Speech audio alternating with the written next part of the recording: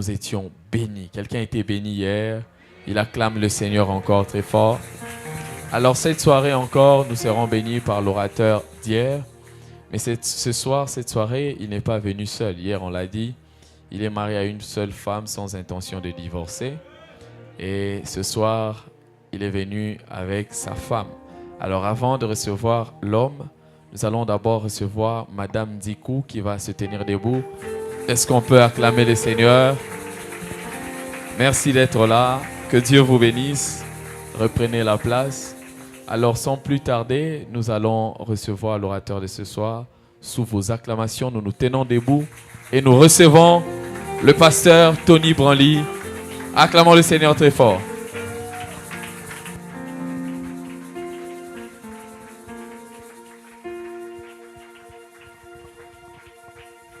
Alléluia. Est-ce que tu peux acclamer pour le roi des rois, pour le Seigneur des seigneurs, le Tout-Puissant?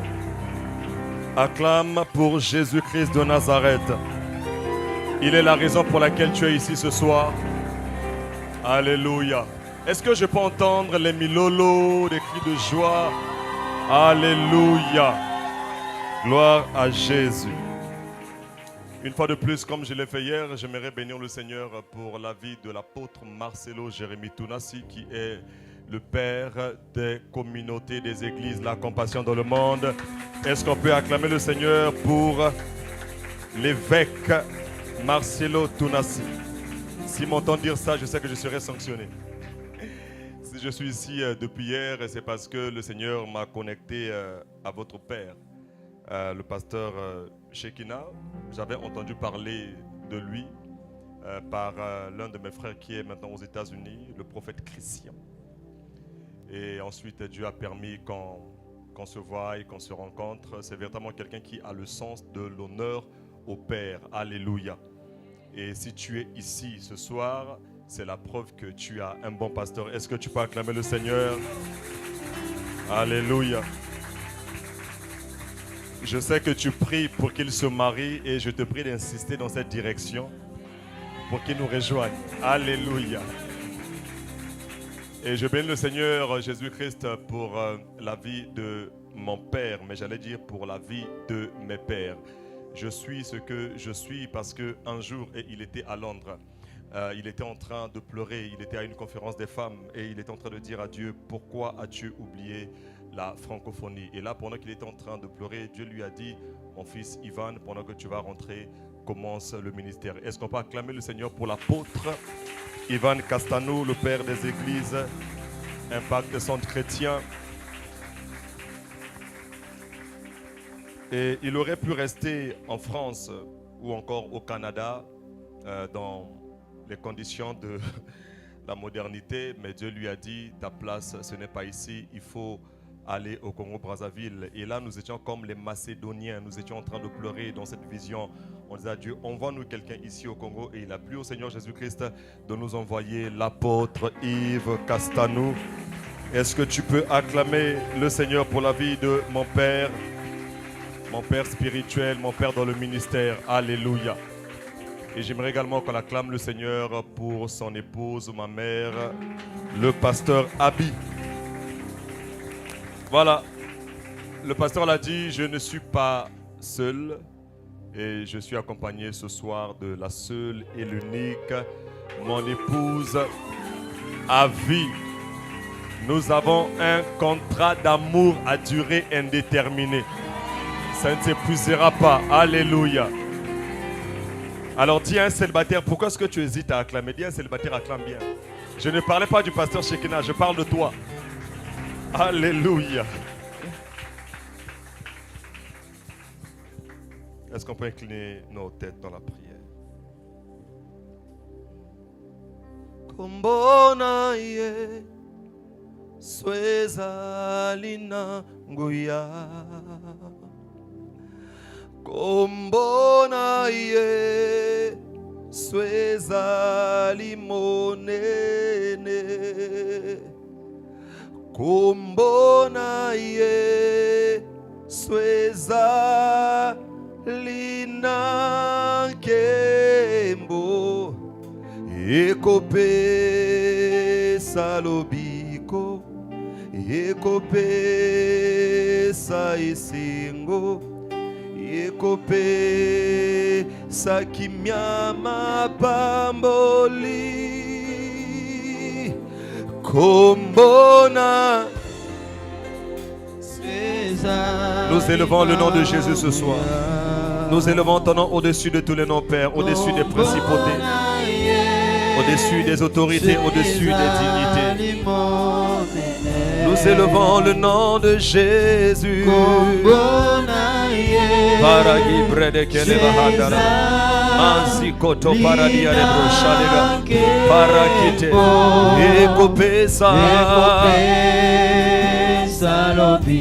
Ekopesa. Mande bradike. Parade shakate bradike le bahandebra. Palaki de bradike le ba. Revêtu de gloire et de puissance et de magnificence, éternel, tu es saint.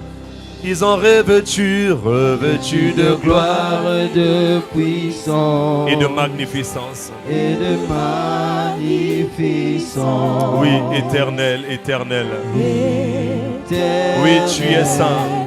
tu es saint. élevons nos voix, disons dans nos cœurs, tu es si précieux, son trône est dans les cieux, à jamais. Tu es Oh, saint. oui, revêtu Revêtu de gloire et de puissance et de et de magnificence, magnificence. éternel, Éternel, tu tu es es saint. Yahweh, oui, dans nos Dans mon cœurs, cœur, tu es si précieux. son On trône est dans les cieux. à jamais, à jamais. Tu es élevons nos voix et disons revêtu revêtu de gloire et de puissance Et de et magnificence. de magnificence. oh, éternel, Éternel, tu es saint. saint, oui, là-bas dans nos Dans mon cœurs, cœur, tu es si précieux. son Ton trône trône est dans les cieux. à jamais, à Jamais, tu es saint.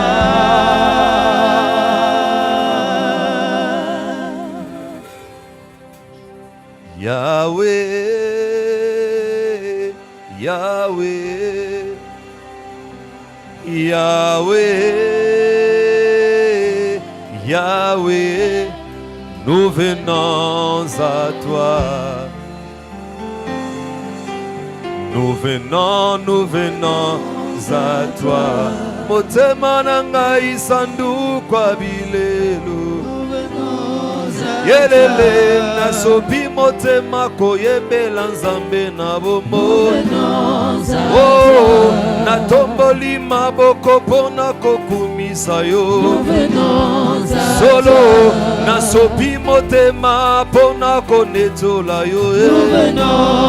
Yelele nafukami lelo pona kokumisa yo. Oh, motema nanga isandu kwa makambo. Nasobi motema pona konetola yo. Nous venons à toi. Nous venons à toi. Père de grâce, ce soir nous venons à toi. Nous ne venons pas vers un homme en ce 12e jour, en cette 12e soirée de Alpha 30, Père. C'est avec des cœurs humbles, Père, que nous approchons de toi. Mais en même temps avec beaucoup d'assurance, selon qu'il est écrit que approchez-vous du trône de la grâce avec assurance pour obtenir miséricorde et être secouru dans vos besoins. Oui, Père, mon frère vient à toi. Ma soeur vient à toi, Seigneur, ce soir, dans un élan d'attente, dans un élan d'amour, dans un élan, Seigneur, de reconnaissance aussi, parce que depuis le premier jour de ce programme, c'est toi qui nous as secourus, ô Père de grâce. Qu'il te plaise à cet instant d'ouvrir les vannes du ciel, de télécharger ta parole, Père. Et puisque tu as permis que ce soit moi et pas un autre, Père, je te prie par les compassions de Christ. Toi et moi, nous nous connaissons bien. Mes limites, tu les maîtrises. Mes insuffisances sont transparentes devant toi. Alors, Père de grâce, ne permets pas que ma chair s'exprime. Ne permets pas que je dise tout et n'importe quoi à ton peuple. Ce peuple que tu as acquis au prix du sang de ton Fils Jésus. Mais du début jusqu'à la fin, permets que ce qui sortira de ma bouche vienne de toi. Selon qu'il est écrit, ouvre ta bouche et je la remplirai. Et c'est seulement conduit par l'Esprit que les hommes peuvent parler de ta part. Alors je me dispose. Fais-le pour ta gloire et fais-le pour l'édification de ton peuple. C'est dans le nom puissant de Jésus que nous avons prié et nous disons très fort Amen. Amen. Salue ton voisin de gauche et de droite et dis-leur ma vie est sur le point de changer. Merci beaucoup aux chantres. Quand j'aurai besoin de vous, je vous ferai appel. Le thème de Alpha 30 2025, c'est vivre et mourir dans sa présence. Hier, par la grâce de Dieu, je nous ai entretenus pendant quelques minutes et puis le Seigneur a permis que l'on prie. Nous avons hier parlé de comment préserver continuellement la présence de Dieu. Et mon thème de ce soir, je l'ai intitulé « L'impact de la sacrificature ». J'ai deux portions des Écritures pour débuter. Premièrement, Apocalypse 5, 9 à 10. Selon la coutume de la maison, je nous prie de nous tenir debout. On lira d'abord Apocalypse 5, les versets 9 et 10. Ensuite, on lira 1 Pierre 2, le verset 9. Et il chantait un cantique nouveau en disant, « Tu es digne de prendre le livre et d'en ouvrir les sceaux, car tu as été immolé.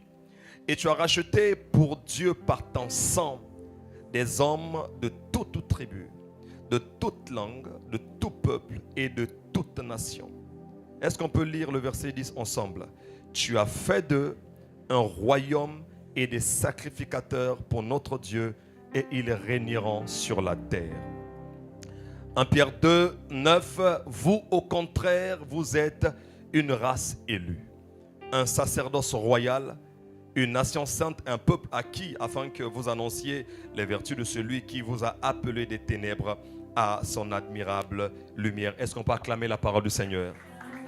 Alléluia. Merci de reprendre vos places. Bien-aimés, dans le royaume de Dieu, suivez-moi attentivement. Dans le royaume de Dieu, il n'y a pas un peuple qui s'appelle chrétien. Ça n'existe pas. On les a appelés chrétiens lorsqu'ils sont partis à Antioche. Et lorsqu'ils ont vu que leur conduite était le reflet de la conduite de leur maître, ils les ont appelés chrétiens. Mais tout au long de son parcours sur la terre, le Seigneur Jésus-Christ n'a jamais prêché le christianisme. Il a annoncé le royaume. Il a prêché le royaume. Et donc, nous qui sommes restés et qui avons pris le bâton à sa suite, l'évangile de Christ que nous annonçons consiste à emmener les âmes qui étaient perdues à Dieu, mais au moyen de Jésus-Christ. Car il est le médiateur entre Dieu et puis les hommes. Le royaume de Dieu, je l'ai dit, n'est pas un royaume des chrétiens, mais c'est un royaume des sacrificateurs et des rois. Dans le royaume de Dieu, j'aime le terme en lingala, Batumbi Mbeka. Et Dieu montre cela, les Écritures montrent cela dès l'entame des Écritures. Vous voyez, lorsque Dieu a chassé Adam et Ève, il n'y a plus eu communication entre Dieu et puis l'homme. La communication s'est arrêtée. Une fois que Adam et Ève sont sortis du jardin, la communication s'est arrêtée. La prochaine fois que Dieu va ouvrir sa bouche pour parler à l'homme, c'est lorsque Caïn et Abel ont pris la résolution de bâtir des autels et donc d'exercer la sacrificature. Est-ce que tu me suis jusqu'ici? Et donc, Dieu va parler et vous connaissez la suite. Et après l'incident de Caïn et Abel, la prochaine fois que Dieu va entrer en contact avec l'homme, c'est dans Genèse 4, le verset 26, Genèse 4, 26, où la Bible dit, Seth eut aussi un fils et il l'appela du nom d'Enoch. C'est alors que l'on commença à invoquer le nom de l'Éternel. Or, dans Jérémie, il établit un principe selon lequel « Invoque-moi et je te répondrai ». Dans Genèse 8, le verset 20, quand Noé a bâti un autel et que Dieu a agréé son sacrifice, Dieu va prendre la résolution de ne plus jamais détruire la terre. Mais cela révèle quelque chose pour Noé. Ça veut dire que le jour où Dieu a dit à Noé de tout apprêter, de bâtir l'arche parce qu'il devait détruire la terre, Noé n'était pas au courant d'une vérité. C'est que Dieu, en lui révélant son dessein, il était en train de faire entrer Noé dans le processus de négociation avec lui. Mais à ce moment-là, Noé ne l'avait pas compris.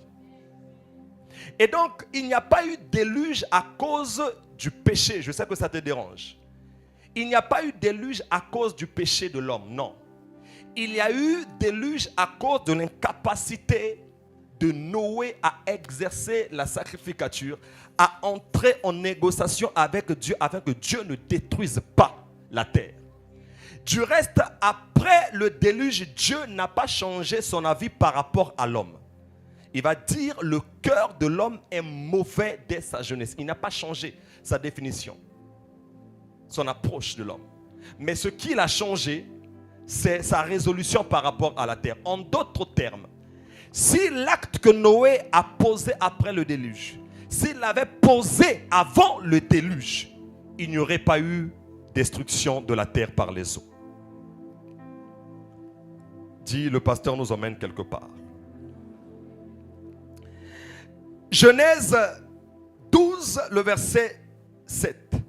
Quand Dieu fait la promesse à Abraham de lui donner la terre de Canaan sur laquelle il était, Abraham a compris que tout ce que Dieu promet de te donner, si tu ne le sécurises pas, tu seras tenté de croire que Dieu est un menteur.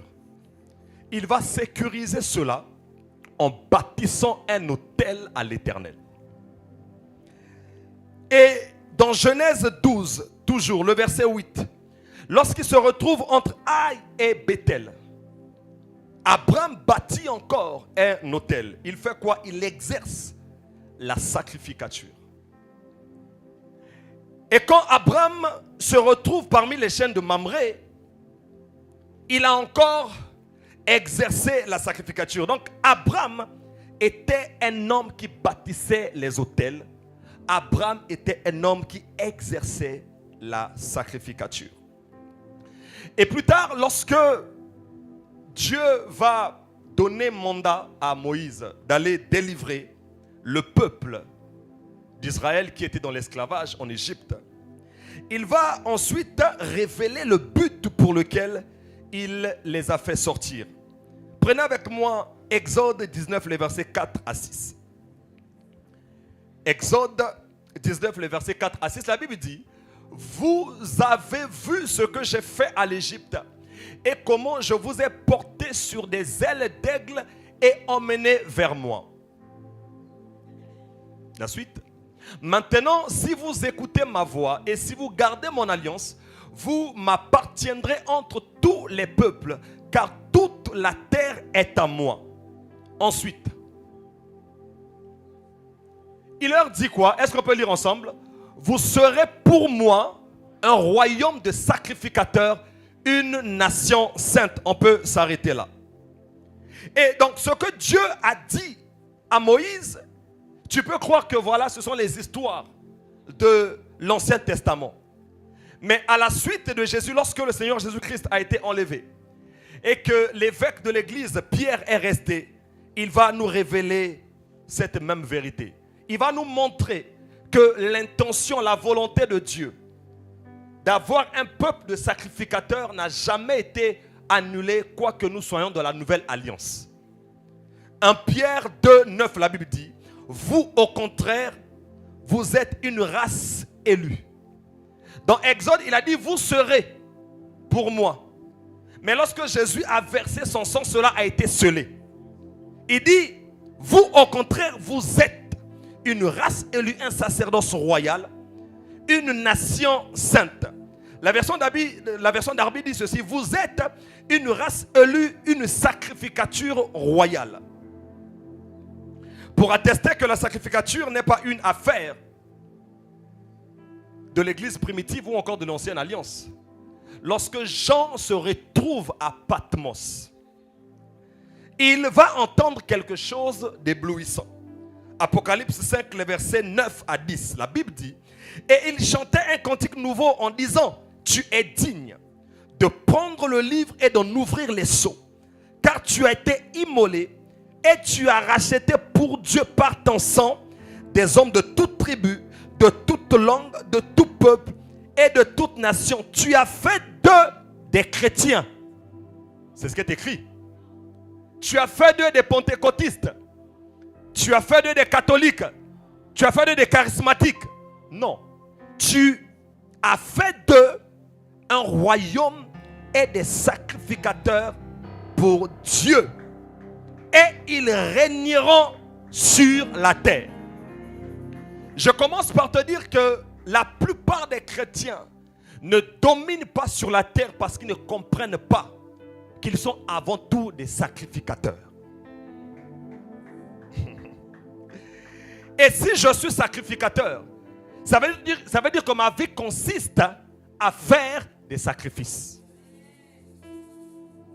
Et Jésus lui-même sur la terre, il était un sacrifice. Lorsque Jean l'a présenté comme étant le sacrifice de Dieu. Voici l'agneau de Dieu qui ôte le péché du monde. Et l'auteur aux Hébreux relate la venue de Christ sur la terre. Il dit: tu n'as voulu ni offrande ni sacrifice, mais tu m'as formé un corps. Je viens pour faire, ô Père, ta volonté. Donc même Jésus-Christ est venu sur la terre pour être un sacrifice. Et il a été un sacrifice vivant que le Père a agréé. Qu'est-ce que la sacrificature avant d'aller plus loin?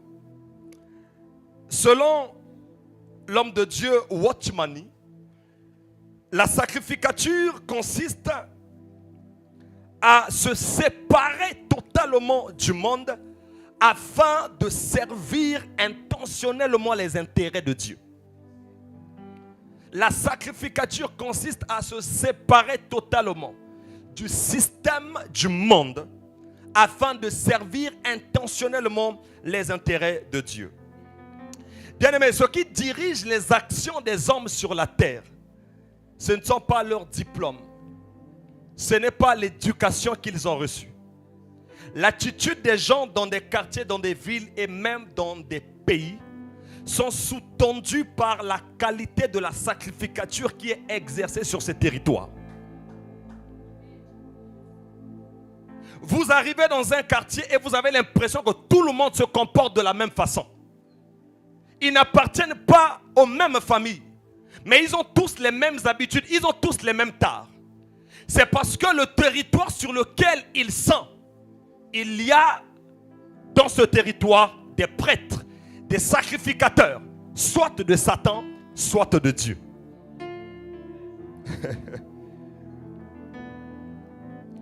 Pour ceux qui sont déjà allés en France, ils vont vous dire, lorsque vous arrivez aux Champs-Élysées, si tu n'as pas laissé ton argent à la maison, tu seras surpris de repartir chez toi bras ballants. Parce que tout ton toit t'appelle à faire des courses, à acheter des choses. Et les commerçants, les plus grands hommes d'affaires dans le monde, qui ne sont pas des nôtres et qui sont de l'autre côté, ils alimentent leurs activités par la sacrificature. Qu'est-ce qui explique que tu viens quelque part, il y a 2 boutiques ou encore 2 stands de Tumbas. Pourquoi tu vas toujours chez la même personne? Qu'est-ce qui fait que 2 commerçants sont en train de vendre? Ici, il y a la queue de 15 personnes. Ici, il n'y a que 2 personnes. Mais tous, vous allez vous mettre derrière. Tu vas te positionner pour être la 16e ou la 17e personne. Il y a un esprit qui t'attire. Parce que quelqu'un a bâti un hôtel. Il exerce la sacrificature. Je parle à quelqu'un? Qu'est-ce qui fait que Jean-Baptiste est dans le désert? Et tout le monde vide les synagogues pour aller le suivre dans le désert. Parce qu'il y avait une force qui les a tirés. Dis à quelqu'un, sois conscient que tu es un sacrificateur. La première des choses que j'aimerais voir avec nous ce soir, avant de nous montrer les différentes fonctions de la sacrificature, surtout dans le cadre de la nouvelle alliance, j'aimerais avant tout nous montrer comment on fait pour exercer la sacrificature dans la nouvelle alliance. Le sang de Jésus a déjà été versé. Nous avons libre accès dans sa présence. Je ne sais pas si j'aurai suffisamment de temps. Notez que la première dimension de la sacrificature dans la nouvelle alliance consiste à glorifier Dieu au travers de son corps.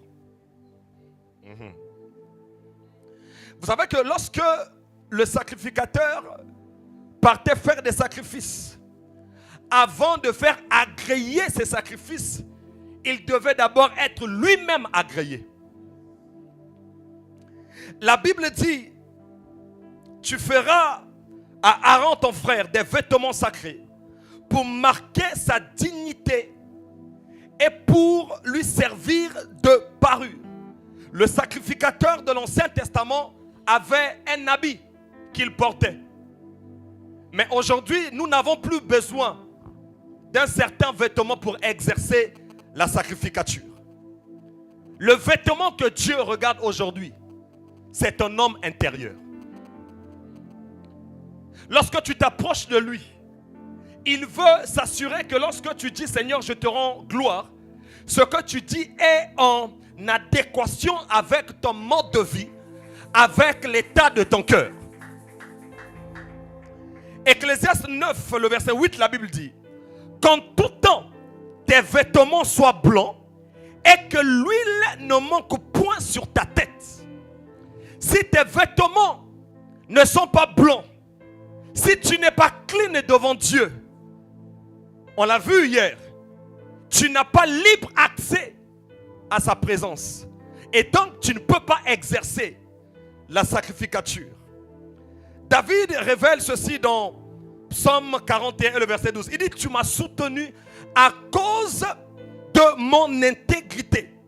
Ou encore, tu m'as soutenu, tu m'as exaucé à cause de la qualité de ma vie. Il dit, tu m'as placé pour toujours dans ta présence. Donc, si je ne suis pas clean devant Dieu, hier on a parlé de préserver ta présence dans sa présence. Donc, si tu n'es pas clean dans sa présence, tu peux exercer la sacrificature aujourd'hui parce que tu es clean. Demain, quand tu viens, il te repousse. Nous avons la grâce parce que Jésus a versé son sang. Mais le sacrificateur de l'ancienne alliance, il était obligé, du reste sur ses habits, il y avait des cloches. Et ensuite, on attachait sur son pied un fil.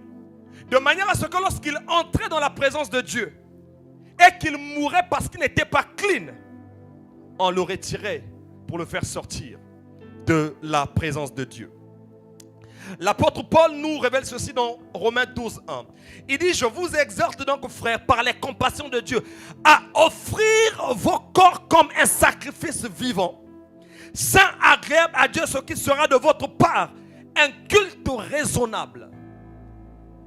La sacrificature dans la nouvelle alliance s'exerce au travers de ton être.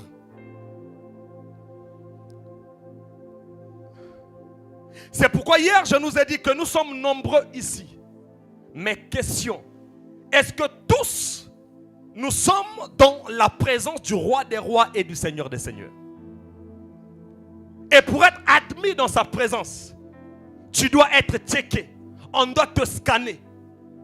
C'est pourquoi dans la Bible on pose la question, qui ira jusqu'à son lieu saint? Et il dit, celui qui a des mains pures, celui qui a un cœur honnête. Donc avant d'aller dans la présence de Dieu, on te check d'abord. Dis à quelqu'un, quel est ton état ce soir? Est-ce que je parle mal? Je ne suis pas venu condamner quelqu'un.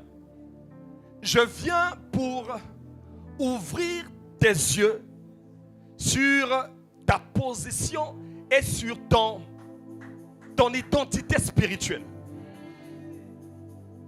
Lorsque un sorcier se lève pour dire, il sait sur quoi il se base. Il sait exactement ce qu'il va faire pour te tuer. Lorsque un sorcier te dit, tu vas perdre ton travail.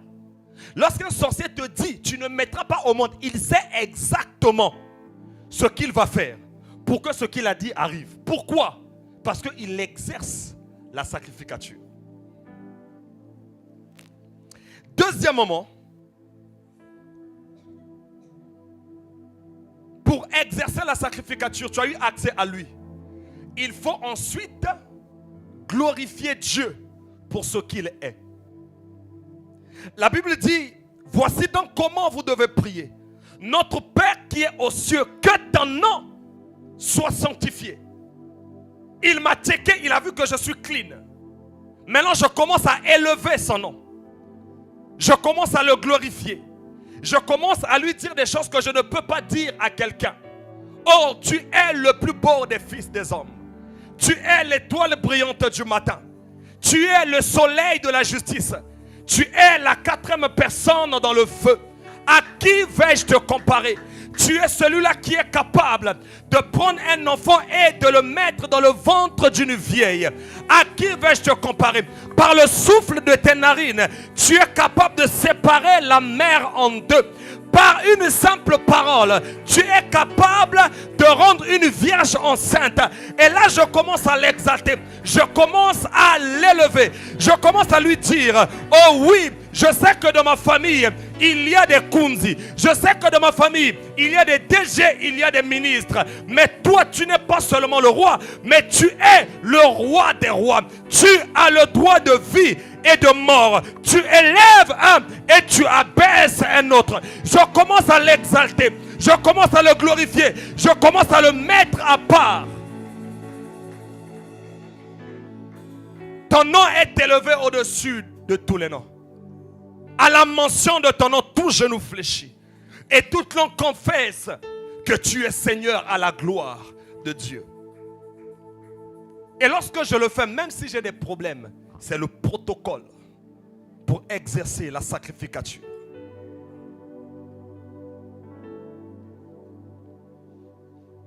On n'entre pas dans la présence de Dieu par des inquiétudes. On n'entre pas dans la présence de Dieu par des murmures. Parce que quand tu viens, avant même que tu n'ouvres ta bouche, il sait ce qui se trouve dans ton cœur. Mais il faut d'abord que tu le mettes à part. La Bible dit ceci. Lui qui n'a pas retenu son fils et qui l'a livré pour nous tous. Combien Est-ce qu'il ne peut pas nous donner toutes choses avec Christ? Il peut le faire. Jésus, tu as été crucifié. Le Père t'a tué pour moi. Et donc, papa, si tu as donné Jésus pour moi, je sais que tu ne me refuseras rien. Laisse-moi d'abord t'élever. Laisse-moi d'abord te glorifier. Lorsque tu as fait ça, la prochaine étape, parce que quand tu es en train de le glorifier, tu le glorifies par la foi. Tu le glorifies par des choses que tu sais de lui au travers des Écritures. C'est pourquoi il faut être un homme et une femme des Écritures. Tu es en train de lui dire qui il est par rapport à la Constitution. Lorsque les hommes de ce monde rendent hommage aux dignitaires, aux présidents et aux chefs des nations, ils le font par rapport à la Constitution. Tu ne peux pas donner au président de la République une place que la Constitution ne lui donne pas. Et ensuite, quand tu entres dans la salle du trône, la prochaine étape que tu vas faire, et c'est l'une des choses les plus difficiles à faire, c'est attendre. Dis à quelqu'un, apprends à attendre. Pourquoi attendre? Tu dois attendre parce que Dieu, c'est vrai que Jésus a dit, je ne vous appelle plus serviteur, je vous appelle ami. Mais Dieu a plusieurs facettes. Il est le roi des rois. Donc là, je me présente dans sa présence comme fils bien-aimé, c'est vrai, mais je n'oublie pas qu'il est le roi. Et là, je suis en train de l'attendre. Avez-vous déjà demandé des audiences au chef de ce monde?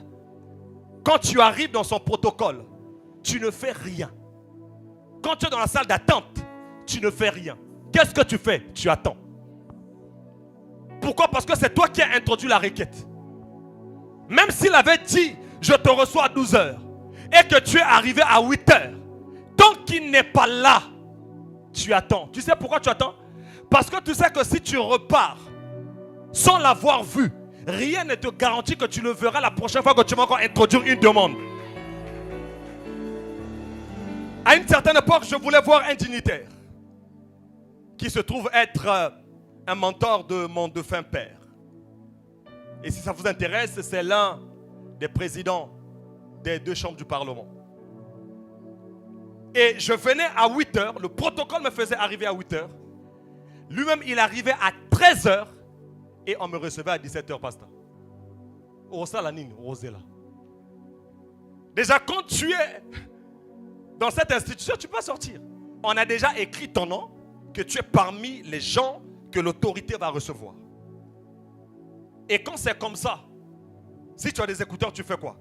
Tu mets les écouteurs, tu écoutes une prédication, tu écoutes une adoration. Et qu'est-ce que tu fais? Tu attends. C'est la même chose qu'on doit faire avec Dieu. Acte 1:4, la Bible dit, comme il se trouvait avec eux, il leur recommanda de ne pas s'éloigner de Jérusalem. Mais de faire quoi? Mais d'attendre. Mais d'attendre. J'attends. Et ce que je suis en train d'attendre, c'est quoi? J'attends ce qu'on nous enseignait hier. J'attends la Shekinah. J'attends la présence manifeste de Dieu. Parce qu'il peut se manifester de plusieurs façons lorsque je suis dans sa présence. Il peut se manifester par une inspiration. Il peut se manifester par une voix audible. Il peut se manifester en me donnant accès au cœur des anges. Mais toujours est-il que tant qu'il ne se manifeste pas, j'attends. Si tu vas acclamer, acclame bien.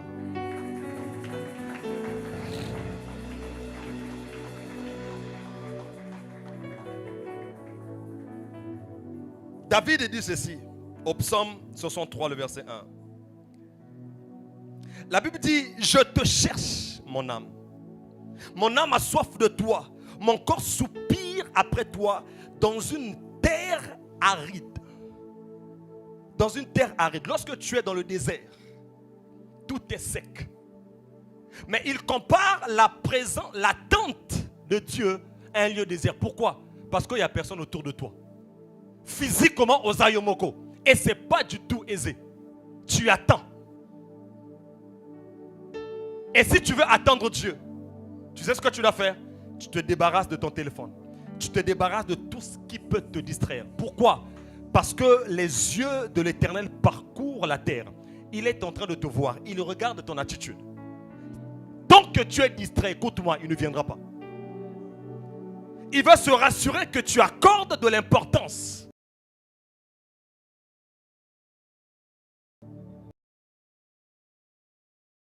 Ceci. Et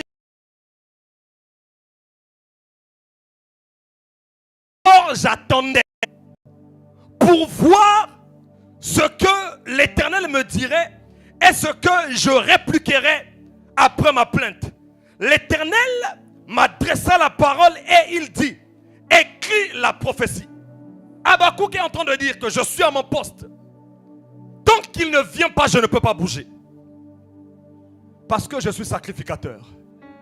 Vous voulez que je vous dise, si vous voulez exercer un ministère efficace, en tant que chanteur, en tant que prédicateur, ne commets jamais l'erreur de te présenter devant les hommes si tu ne t'es pas présenté devant lui. C'est une fois qu'il t'a consumé par sa présence que tu peux te présenter avec assurance devant les hommes.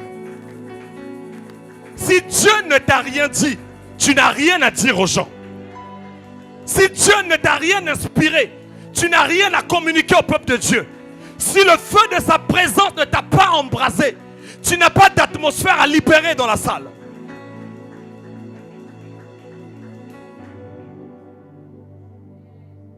Et lorsque tu es dans l'attente, c'est là où ça commence. Et comme Dieu sait lire dans le cœur, lorsqu'il voit en toi la persévérance, il va se manifester à toi. Et il peut se manifester de plusieurs façons. Tu peux être dans ta chambre, alors que la chambre est climatisée, tu sens une forte chaleur. Ça veut dire que le roi des rois, le monarque de l'univers, il est au ciel, c'est vrai, mais il vient de descendre dans ta chambre. Parfois tu es là, tu es seul, mais tu sens, c'est comme si quelqu'un t'a touché au doigt alors que tu étais seul. Ça veut dire qu'il est là, il vient de faire son entrée. Le roi des rois est dans la place. Il se manifeste à plusieurs manières.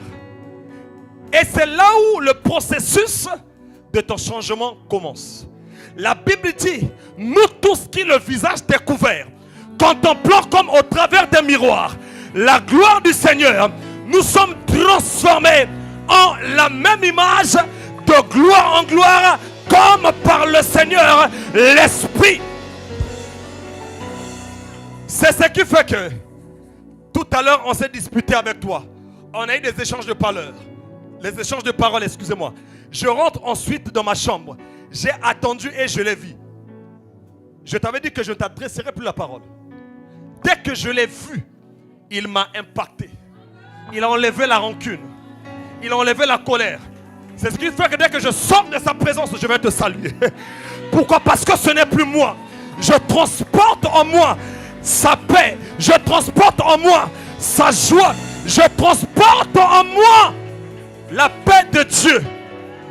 C'est pourquoi ça me dérange lorsque tu me dis que tu es un homme de la présence de Dieu et que tu ne parles pas aux gens.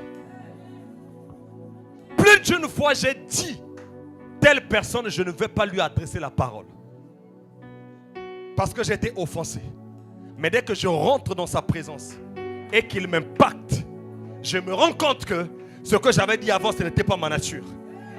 Lorsque je l'ai contemplé, il m'a affecté et je sors avec une nouvelle résolution. Regardez, une fois, je rentre dans ma chambre, je ne sais plus ce qu'on avait eu avec ma femme et j'ai haussé le temps à ma femme. Et ensuite, je sors de notre chambre pour aller dans ma chambre de prière, pasteur. Dès que je rentre et que je me mets à genoux, Dieu me dit, tu as mal parlé à ta femme. Comme je suis un petit technicien, je suis reparti dans la chambre, je lui ai dit, ce n'était pas moi, c'était le diable. Et on a fait la paix. Ne me dis pas que tu rencontres Dieu alors que ton vocabulaire n'a pas changé.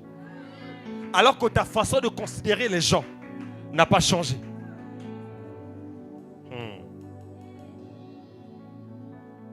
La Bible dit, par ta lumière, nous voyons la lumière. Lorsque tu rencontres la lumière de sa sainte présence, cette lumière, c'est comme un scanner. Ça te permet de scanner ensuite toutes les personnes que tu vas rencontrer. Tu vas te rendre compte que Pierre qui est en train de marcher avec toi, ce qu'il t'a dit est sorti de sa bouche, mais derrière c'était le diable. C'est là où tu vas te rendre compte que certaines personnes qui te combattent, ce n'est pas eux derrière, c'est Satan qui se sert d'eux pour te combattre. Comme mon combat, ce n'est pas avec eux, mais c'est avec Satan. Je règle le problème spirituellement. Nous n'avons pas à lutter contre la chair et le sang, mais contre les autorités, les dominations, les principautés, les esprits méchants établis dans les lieux célestes. David dit, je te contemple dans le sanctuaire. Et là, tu te mets à le contempler. Il faut que je cours. La prochaine étape, aïe, Brendo Zofra, Likeli Baha de Credebo Sobradige Maha. Les Krandos Kobahadige. Quand tu deviens familier à sa sainte présence, ce qui va se passer, suivez-moi très bien, c'est que Dieu peut te qualifier pour que tu deviennes un membre de son conseil. Qui connaît le conseil des ministres? Qui connaît le conseil des ministres? Au conseil des ministres, tu n'y vas pas si tu n'es pas ministre. Tu as beau avoir tes diplômes, tu ne te présentes pas comme ça. C'est soit le président qui t'a nommé, soit le premier ministre qui a fait de toi membre de son conseil. Et vous savez, parmi les chrétiens, tout le monde ne siège pas dans le conseil de Dieu. Il y a des chrétiens, qu'ils soient pasteurs ou pas, qu'il ait un titre à l'église ou pas, il est un membre du conseil du monarque de Sion. C'est ce qui fait que lorsque les événements doivent arriver sur la terre, s'ils n'ont pas pris part au conseil, Dieu va dire, cacherai-je à Abraham ce que je suis sur le point de faire? Il est un membre de mon conseil. Il n'a pas pris part au conseil. À la fin de chaque conseil, il y a des comptes rendus. Et comme c'est un membre du conseil qui n'a pas pris part au conseil, je prends la résolution de mettre à sa disposition les infos. Cacherai-je à Abraham? Beaucoup d'entre vous, vous n'avez pas les infos du ciel parce que vous ne siégez pas dans le conseil de Dieu.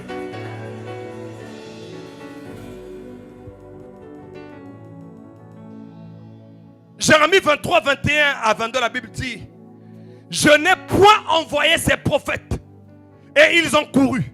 Je ne leur ai point parlé et ils ont prophétisé. S'ils avaient assisté à mon conseil, ils auraient dû faire entendre mes paroles à mon peuple. Il y a des gens qui siègent dans le conseil de Dieu et qui entendent les résolutions de Dieu. Est-ce que ce que je dis, ça dérange votre théologie? C'est pas grave. Très important maintenant. Pasteur, dans le conseil des ministres, chaque ministre représente un domaine.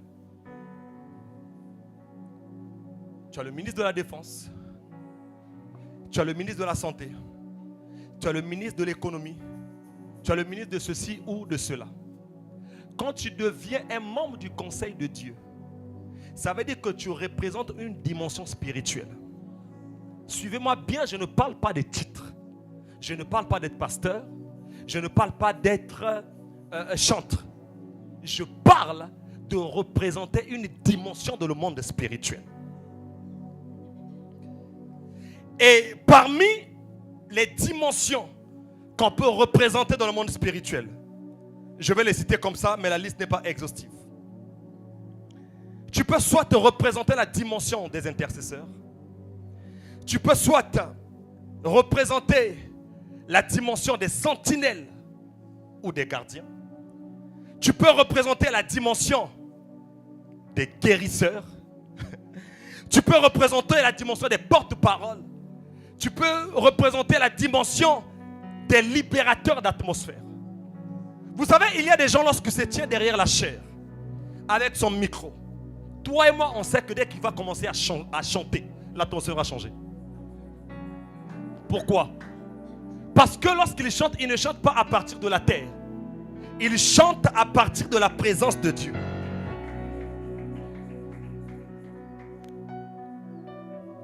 Regardez ce que la Bible dit au psaume 50, versets 3 à 6. La Bible dit, il vient notre Dieu, il ne reste pas en silence.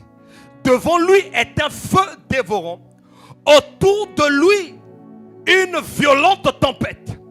Il crie vers les cieux en haut et vers la terre pour juger son peuple.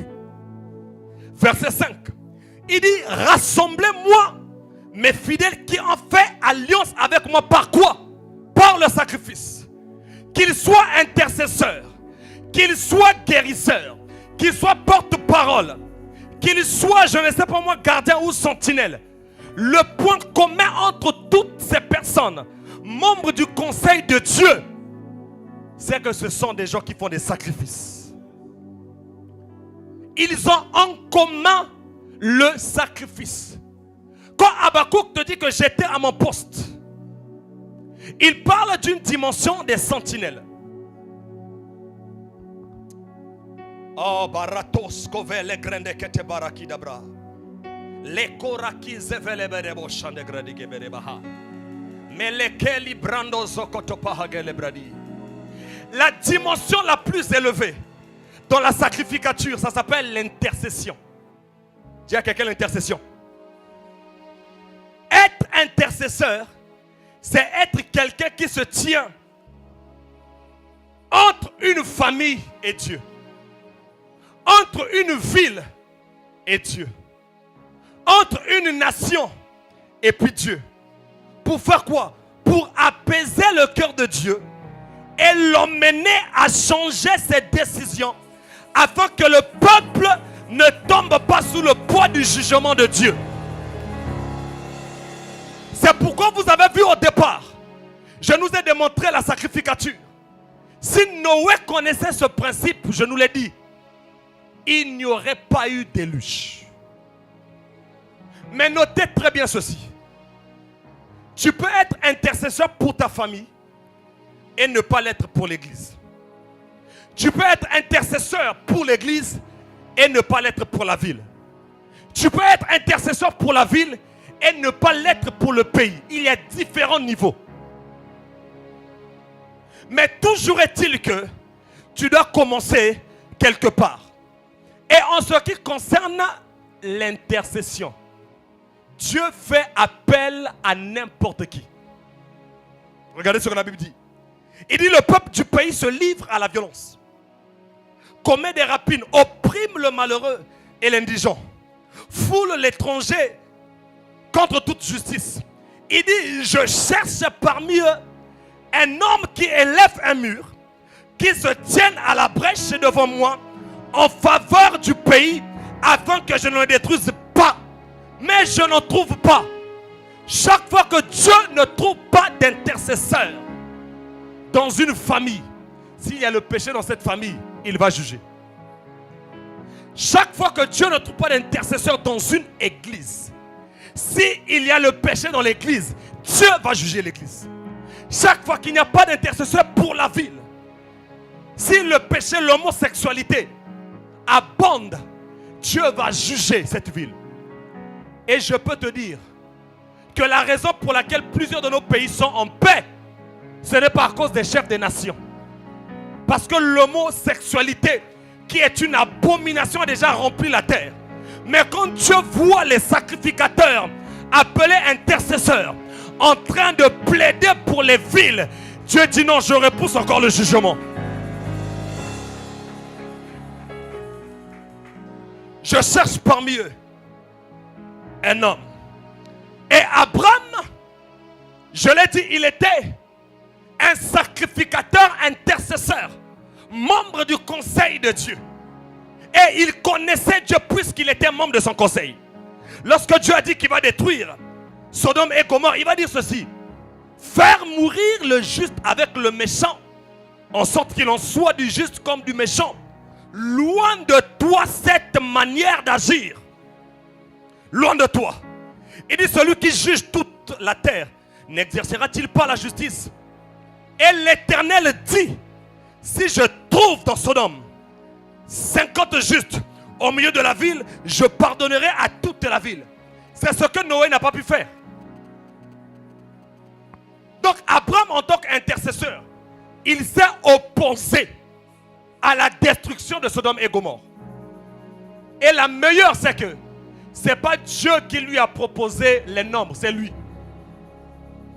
Et donc s'il avait dit à Dieu, si tu trouves un seul juste, est-ce que tu ne peux pas épargner le pays? Dieu aurait pu lui accorder cela. Les intercesseurs, ce sont des négociateurs divins. Ce sont des gens, quand il y a des troubles dans la nation, ils montent dans la présence de Dieu pour plaider.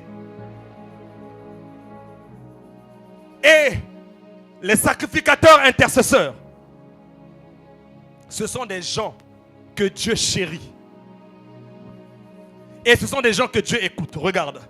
La Bible dit ceci dans Jérémie 15, le verset 1.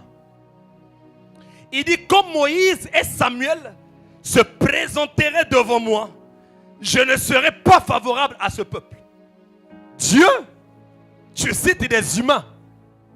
Il est en train de montrer que Moïse et Samuel, ils étaient des intercesseurs qui étaient reconnus du ciel et qui étaient capables de faire changer les décisions de Dieu.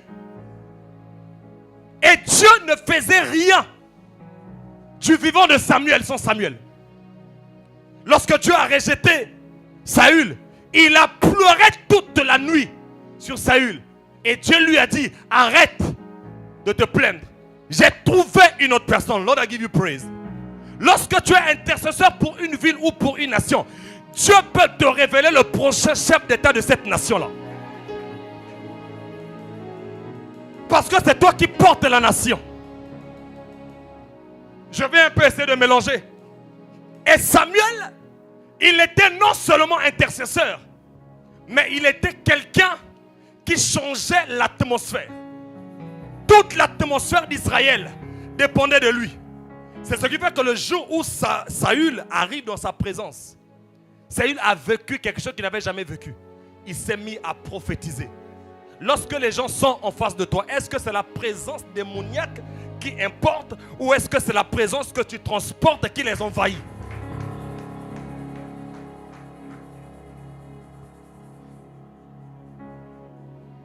Le Seigneur m'a révélé quelque chose par rapport au salut ou à la délivrance de Paul.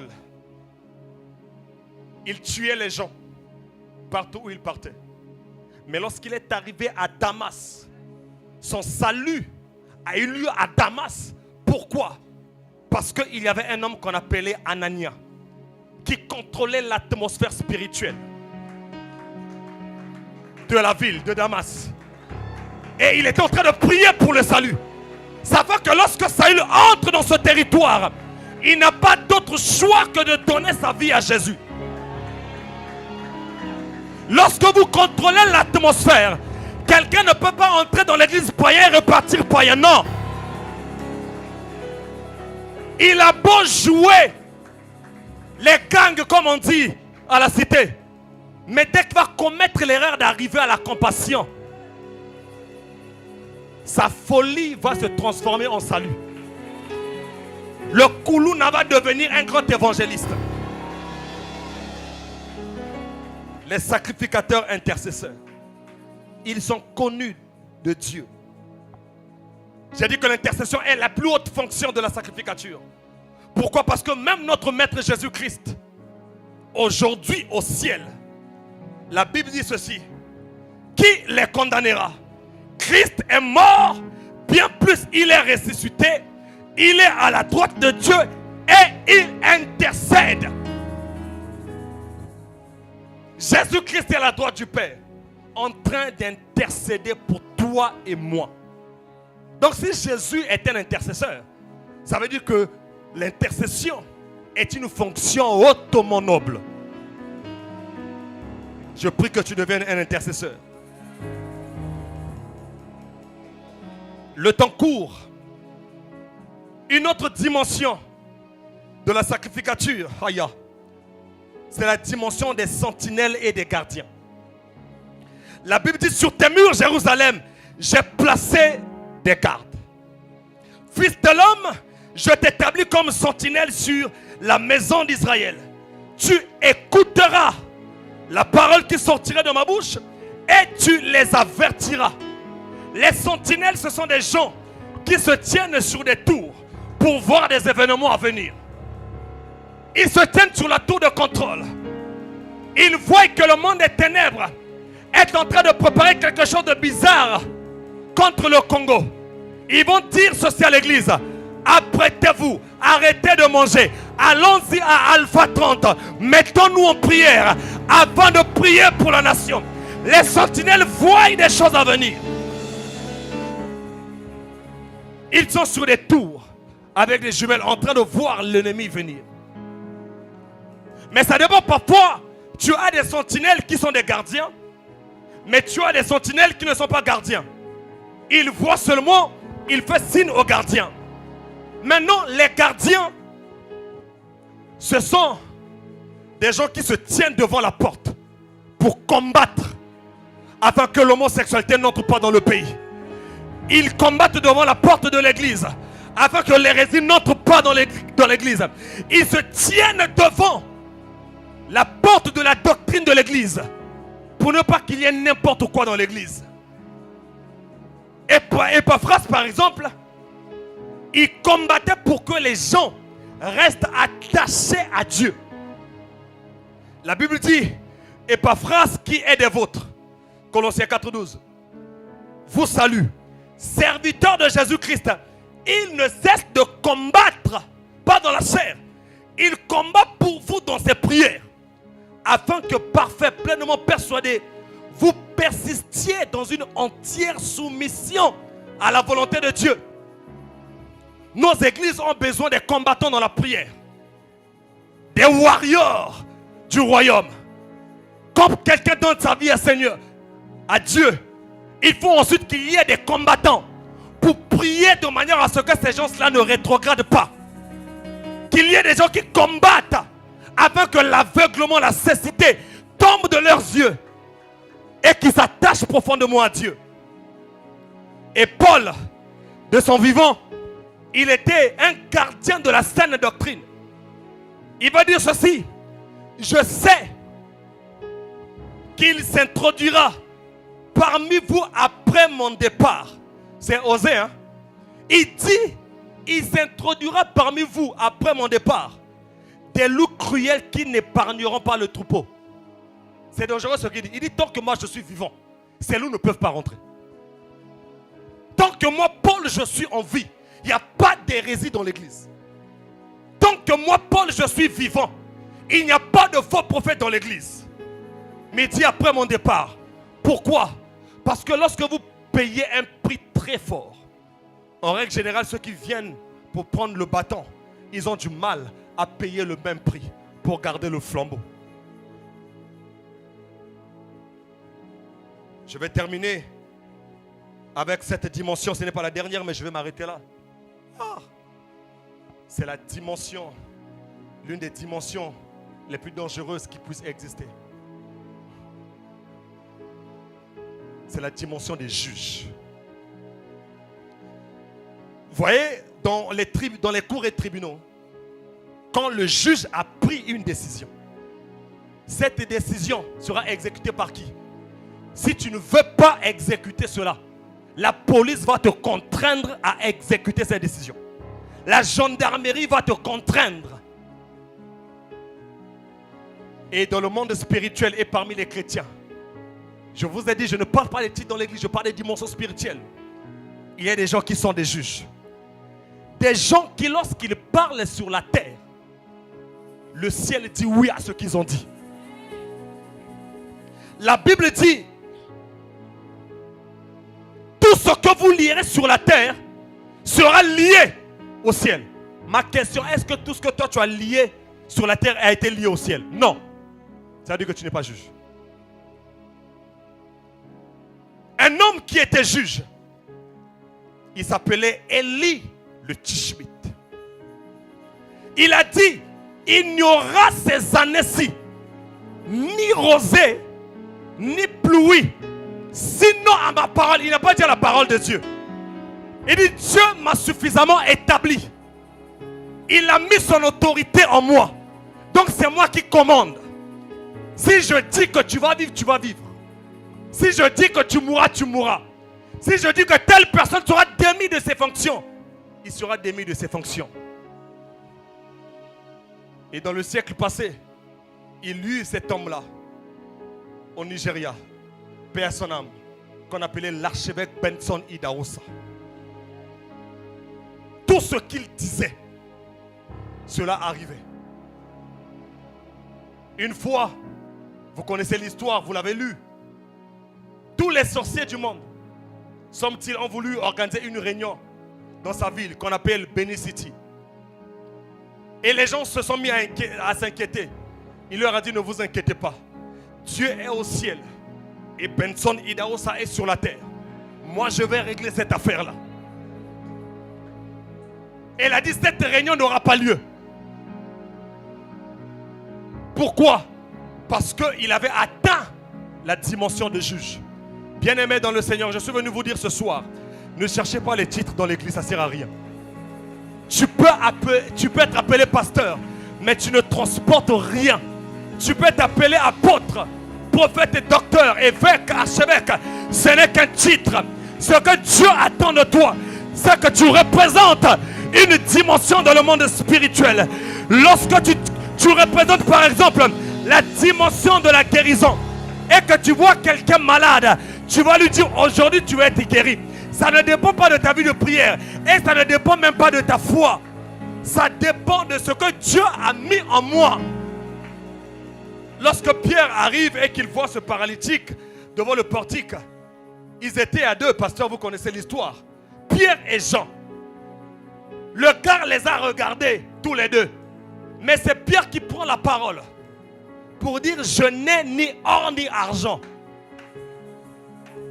Si c'était aujourd'hui, on devait nous réclamer chez le pasteur pour que le pasteur nous sanctionne. Il n'a pas dit ce que nous avons. En d'autres termes, je ne connais pas ce que Jean représente dans le monde spirituel. Mais moi, je sais que je représente une dimension où quand je parle au paralytique, il doit se mettre debout. Ou lorsque je passe mon ombre, peut guérir. Il dit ce que j'ai, je te le donne. Lève-toi et prends ton lit et marche. Ce n'est pas question d'essayer. Dans le monde spirituel, on ne fait pas semblant. Ou tu représentes une dimension ou tu ne le représentes pas. Tu dois savoir ce que tu transportes. Si tu es vide, si tu ne représentes rien, aie l'humilité. Travaille de manière à ce que ta voix compte et que Dieu te montre ton positionnement dans le monde spirituel.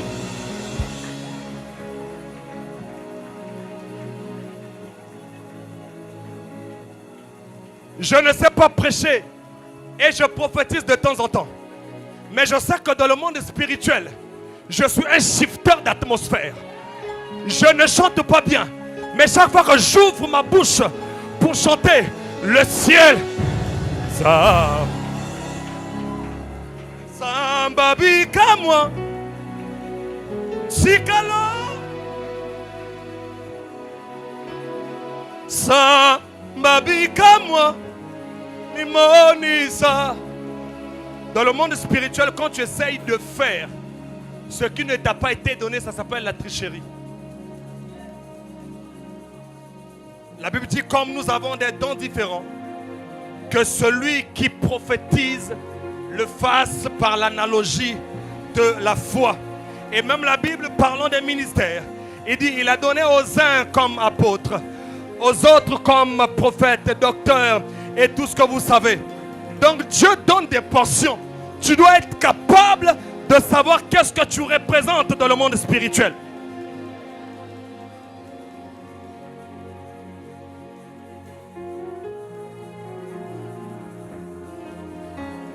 Sambabika moi, mimbonisa samba bikamwa sikalolana yefungwama samba bikamwa. Mes amis chantent, travailler la voix, travailler c'est très bien, mais travailler surtout l'atmosphère. Avant que le pasteur n'arrive, il faut qu'il sente qu'il est porté par quelque chose. Vous savez, le chant, et même les chants de l'Ancien Testament, on les plaçait devant. Quand Israël partait en guerre, on les positionnait devant. Ça veut dire que même le chant est une arme dans le combat spirituel. Lorsque tu prends ton ministère au sérieux, écoute, si Nathanaël Bassé vient ici et qu'il commence à jouer à la trompette, si Théophilus Sondé vient ici et qu'il commence à chanter, tu sentiras littéralement la présence de Dieu.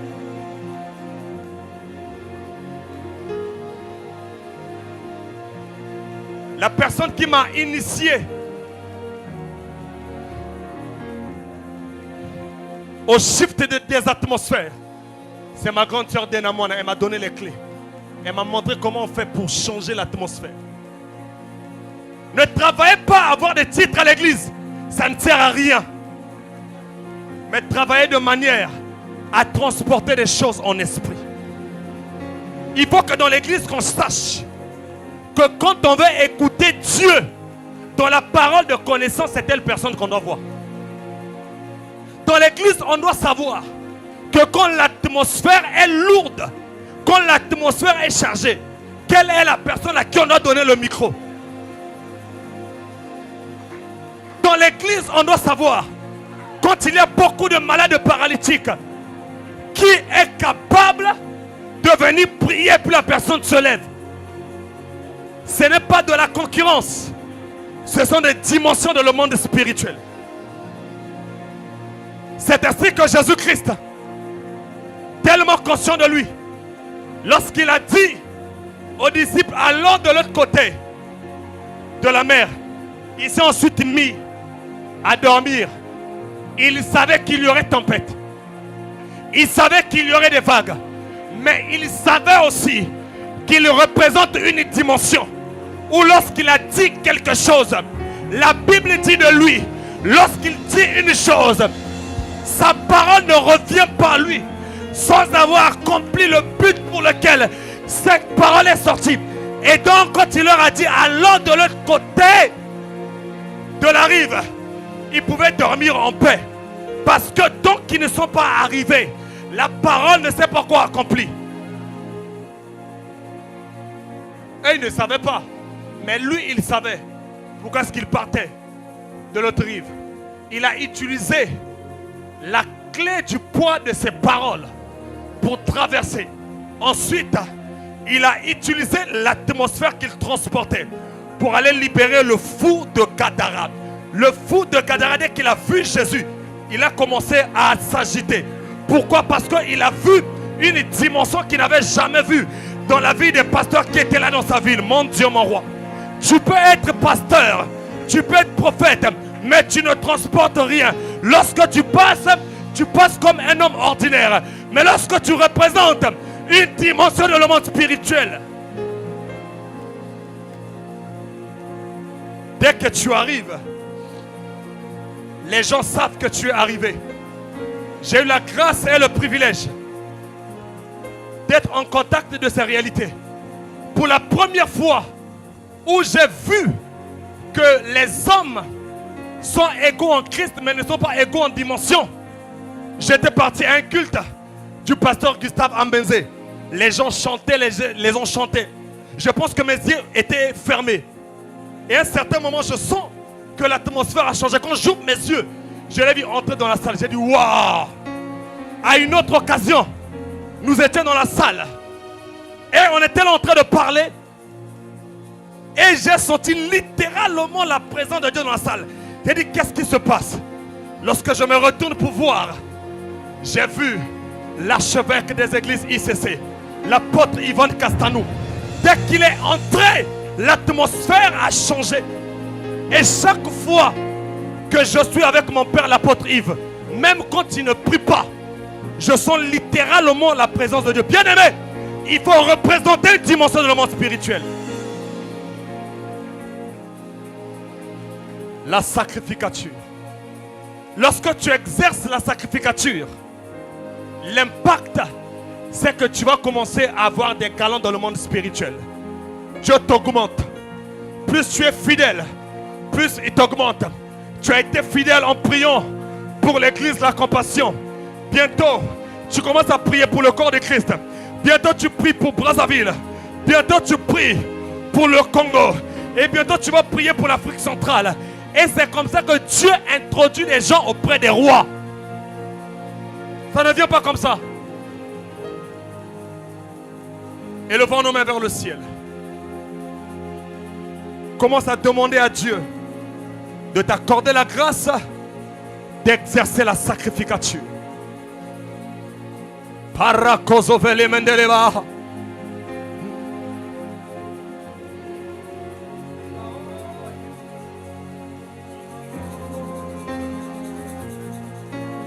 Iba oh iba. Iba oh iba. Iba oh iba. Iba oh iba. Iba oh iba. Iba oh iba. Iba oh iba.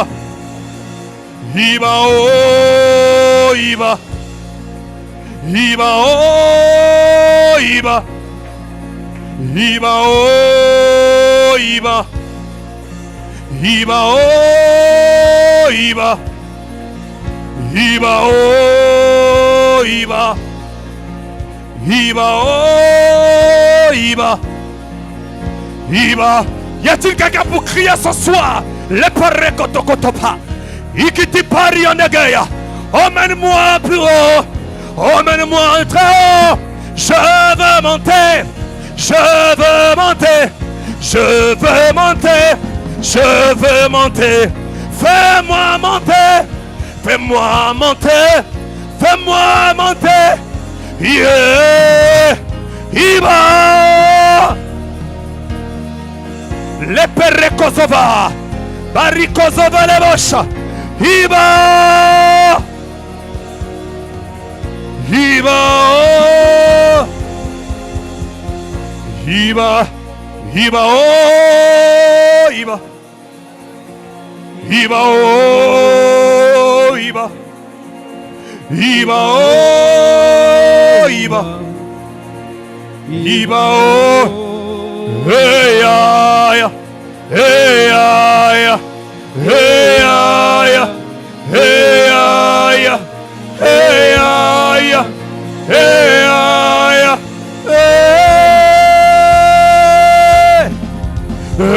ya hey ya hey ya hey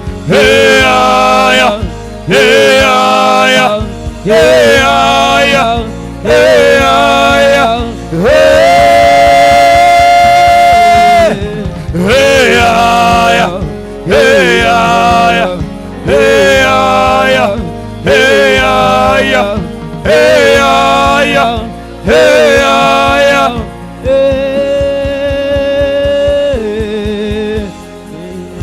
La première chose que le Seigneur veut faire ce soir, c'est de mettre à part les intercesseurs pour la compassion Brazzaville et les intercesseurs pour le pasteur Shekinah. Écoutez-moi très bien. Je ne parle pas des gens qui vont forcément rejoindre le département de l'intercession, non. Je parle des gens à qui Dieu va mettre un poids. Le pasteur ne vous connaîtra même pas. Il n'est pas obligé de savoir ce que vous allez faire. Mais vous allez recevoir l'esprit de grâce et de supplication. Ça sera comme un poids dans votre cœur. Yes. Tant que tu n'as pas prié pour le pasteur, tant que tu n'as pas prié pour l'église, tu ne sais pas dormir. Saint-Esprit, où sont ces intercesseurs? Commence à les localiser. Touche-les toi-même. Esprit de Dieu, localise-les. Localise-les et touche-les.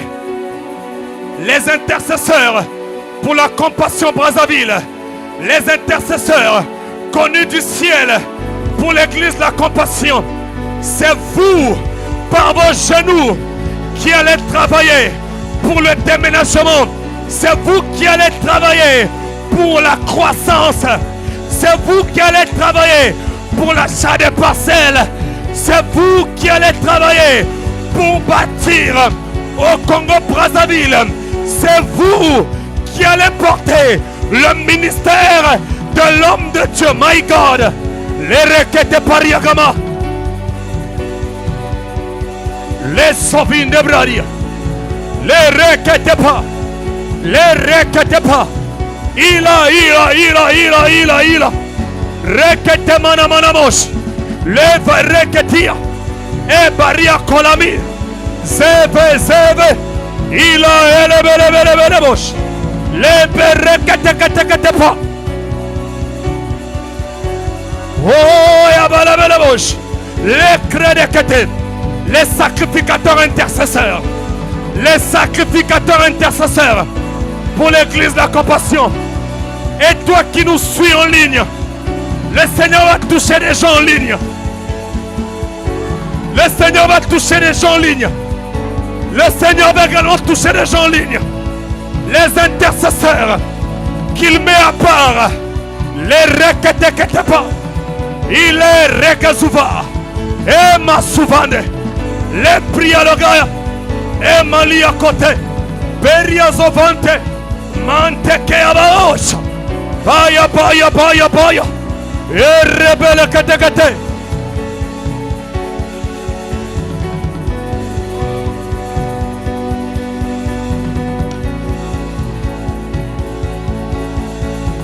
Malo sokotopa. Et belle katekatebra. Shelebelebe. Ouais. Sabaoth.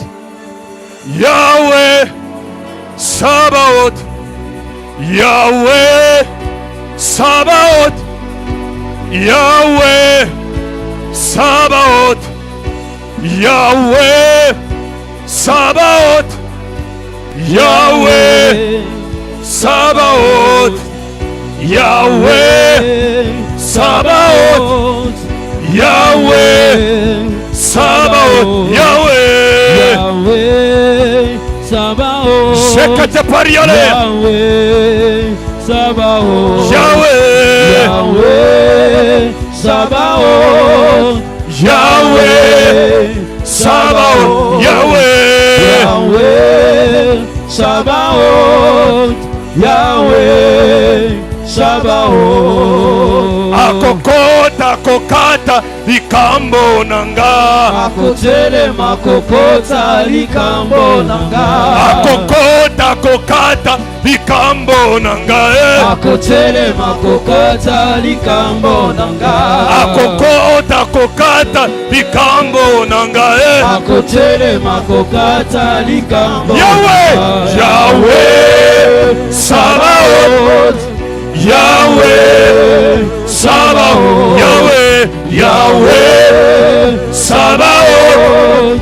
Yahweh. Sabaoth. Yahweh. Yahweh. Sabaoth. Yahweh. Sabaoth. Disons ceci. Akokota kokata likambo nanga. Akotele makokota likambo nanga. Maintenant, le Seigneur veut lever des intercesseurs combattants, des gardiens qui se tiennent devant les portes afin de combattre contre les fausses doctrines. Mais reketekete pas. L'une des choses qui va s'attacher à vous, c'est l'endurance. Et Paphras, qui est l'un de vôtres, il combat dans la prière. Mon Père et mon Dieu, où sont les Epaphras? Ces intercesseurs qui vont combattre devant les portes. Votre vocation ne se limite pas dans l'enclos de votre communauté. Vous aurez la responsabilité de prier pour la saine doctrine dans le corps de Christ. Les grandes béas, Machekotopa, Bereke Ligande Braya, Iko Zafi Namalia Gaya,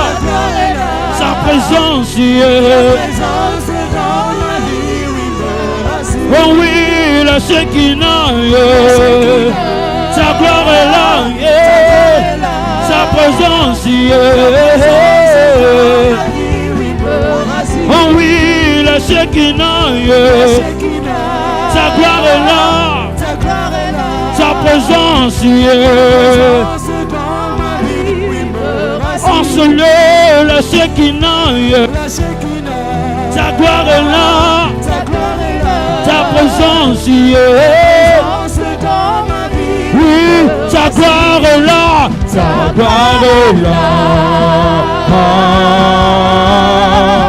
sa gloire est là, oui, sa gloire est là, sa gloire est là.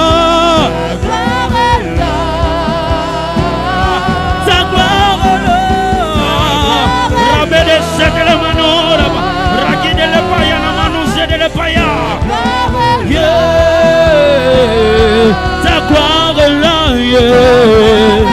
Zubra de le payanama, et ça de le payanou, Zebra de le paya. Ta gloire